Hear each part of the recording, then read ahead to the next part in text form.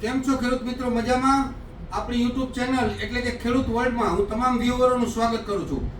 ખેડૂત મિત્રો, આપણે હમણાં ઘણા ટાઈમથી આ વિડીયો ઉતાર્યો નથી, પરંતુ આજે તમને એક ઉપયોગી થાય એવો વિડીયો ઉતારવાનો છે. તો આપણી આ યુટ્યુબ ચેનલને ઠેઠ સુધી જોજો અને બને તો આપણે આ યુટ્યુબ ચેનલની અંદર જે બતાવું એ પ્રયોગ તમારા ખેતરમાં કરજો, એટલે અઢળક ઉત્પાદન આવશે. હવે ખેડૂત મિત્રો, આપણે ઘણા બધા વિડીયો બનાવ્યા છે, પરંતુ આપણે એમાં આવી માહિતી ક્યારેય નથી આપી કે આપણું ઉત્પાદન ખેતીની અંદર ઘટતું હોય તો એ શેના કારણે ઘટે છે અને શેના કારણે આપણે ઉત્પાદન શક્તિ વધતી નથી. ઘણા બધા જમીનની અંદર ખાતરો નાખેલા હોય છે, પરંતુ આ ખાતર છે એ નાઇટ્રેટ રૂપમાં ફેરવાતા નથી અને જમીનની અંદર આપણા ખાતરો સુસુપ્ત અવસ્થામાં પડ્યા રહે છે અને આપણો છોડ એને બરાબર પછી કોઈ પણ છોડ હોય, વેજીટેબલ પાક હોય તો ભલે, ફ્રૂટ પાક હોય તો ભલે, શાકભાજી અનાજ પાક હોય તો ભલે કે તેલબિયા પાક હોય તો ભલે, આ એકેય પાક આપણે આ વસ્તુ ન નાખવાથી એ ઉપાડી શકતું નથી. ખેડૂત મિત્રો, આપણે ડીએપી, એનપીકે, પછી પોટાશ, ફોસ્ફરસ આવા અલગ અલગ ગ્રેડ જમીનના પાયામાં ઘણા બધા નાખેલા છે, પરંતુ આ બધા ખાતરો પોતપોતાનું કામ કરતા હોય છે. પરંતુ આ ખાતરને જ્યારે નાઇટ્રેટ રૂપમાં ફેરવી અને મૂળ સુધી ન પહોંચે ત્યારે આપણે આ નાખેલા ખાતર એ કાંઈ કામ કરતા નથી. તો હવે એવા હું તમને 3 ગ્રેડ બતાવું છું કે જે એની ગેરહાજરી છે એ છોડની અંદર વર્તાય છે. અને જો આપણને ગેરહાજરી એની છોડની અંદર વર્તાય પરંતુ આપણે છોડને જોઈ તો આપણને એમ થાય કે આમાં કાંઈ વાંધો નથી, આપણો છોડ એકદમ હૈલો ભૈલો લાગે, એકદમ લીલવણી લાગે, આપણે આમ જોઈએ એટલે કુમાસ વ્યવસ્થિત લાગે.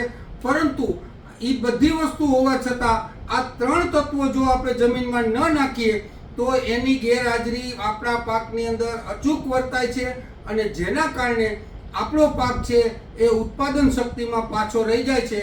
જેના કારણે આપણે એવું કહી છીએ કે આ વખતે અમારું બિયારણ હલકું આવ્યું, આ વખતે અમારે ઉત્પાદન ન મળ્યું, આ વખતે અમે આ ગ્રેડ ન નાખ્યા એટલે આપણે આ ગ્રેડ ન નાખ્યો એટલે આપણને ઉત્પાદનમાં માઠી અસર આવી, આવું બધું થતું હોય છે.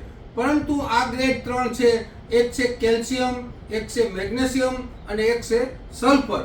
જો ખેડૂત મિત્રો, આપણે આ 3 તત્વો મુખ્ય તત્વો છે નાઇટ્રોજન, ફોસ્ફરસ અને પોટાશ.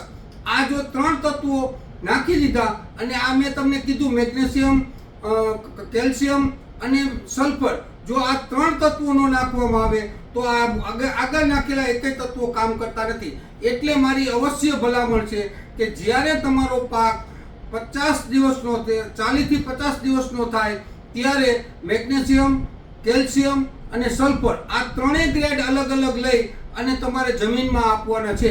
અચ્છા, જો જમીનમાં ન આપી શકીએ તો આ 3ના ટીડીએફ ફોર્મમાં વોટર સોલ્યુબલ એટલે કે સ્પ્રે માટે છાંટી શકાય એવા ગ્રેડ પણ આવે છે. તો જ્યારે તમારો પાક આટલા દિવસનો થઈ જાય ત્યારે તમે આ 3 અવશ્ય આ ગ્રેડ વાપરજો, જેના કારણે તમારી ઉત્પાદન શક્તિ સારી આવશે, ક્વોલિટી સારી બનશે અને આપણે નાખેલા જમીનમાં જે પોષક તત્વો છે, આ બધા મેં તમને અગાઉ વાત કરી એમ તત્વો છે, એ તત્વોને એકદમ ડિઝોલ્વ કરી અને તમારા છોડને ખોરાક રૂપમાં મળવા વળગશે.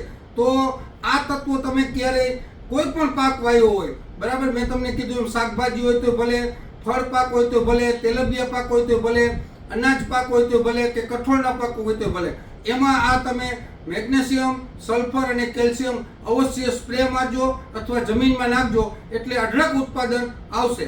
બસ આજે આટલો જ વિડીયો બનાવવાનો હતો. ખેડૂત મિત્રો, આપણી આ યુટ્યુબ ચેનલ ખેડૂત વર્લ્ડને લાઈક કરી અને બીજા બધા તમારી પાસે ખેડૂતના ગ્રુપ હોય એમાં સેન્ડ કરજો.